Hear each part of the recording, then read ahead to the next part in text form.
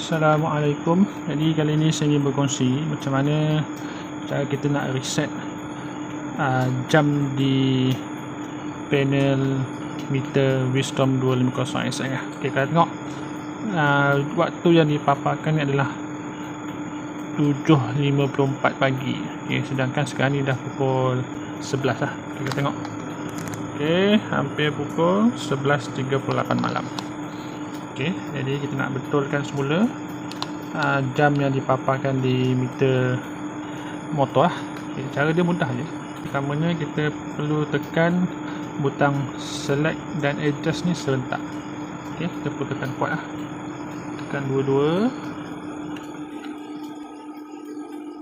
Okay, apabila kita tekan dua-dua butang ni, automatik waktu di meter ni dia akan berkelip. Okay, jadi kita tak boleh biarkan lama lah. Kalau tak dia akan bila dia tak berkelip, maknanya kita tak boleh nak adjust lah. Jadi kita tekan lagi sekali dua-dua. Okay, untuk kita adjust waktu jam, kita tekan butang select.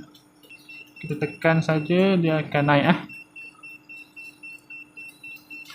Okay, dan untuk waktu di panel meter motor, okay, dia menggunakan waktu format 12 jam lah.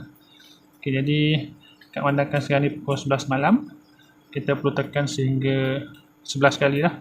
Ataupun satu cara lain, kita perlu tekan lama-lama. Okay, bila tekan lama-lama, dia akan automatik naik.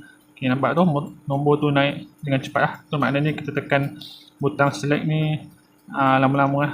Okay, jadi 11. Okay, untuk adjust minute, kita tekan butang adjust. Okay, butang adjust dia akan mengubah waktu minit lah. Jadi kita tekan lama-lama butang adjust. Okay, automatik nombor tu akan naik dengan cepat lah.